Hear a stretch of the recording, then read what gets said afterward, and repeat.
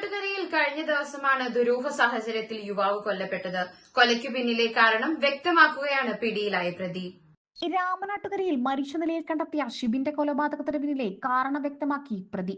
ഷിബിൻ സ്വവർഗ ലൈംഗികതയ്ക്ക് നിർബന്ധിച്ചതാണ് അയാളെ കൊലപ്പെടുത്താൻ കാരണമെന്ന് പ്രതി ഇജാസ് മൊഴി നൽകി. മൃതദേഹം കണ്ടെത്തിയ സ്ഥലത്ത് വെച്ച് ഷിബിനും ഇജാസും മദ്യപിച്ചിരുന്നു.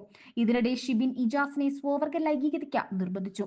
നിർബന്ധത്തിന് വഴങ്ങില്ലെന്ന് കണ്ടതോടെ ഷിബിൻ ഉപദ്രവിച്ചുവെന്നും തുടർന്നുണ്ടായ സംഘർഷമാണ് കൊലപാതകത്തിൽ കലാശിച്ചതെന്നുമാണ് ഇജാസ് പോലീസിന് നൽകിയ മൊഴി.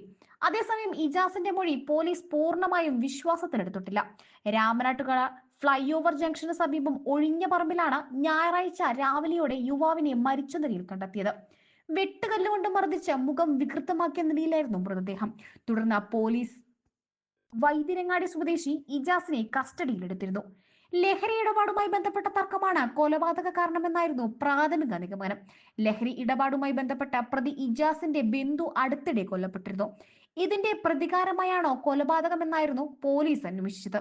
എന്നാൽ കസ്റ്റഡിയിലെടുത്ത ഇജാസിനെ വിശദമായി ചോദ്യം ചെയ്തപ്പോഴാണ് കൊലപാതക കാരണം വെളിപ്പെടുത്തിയത്.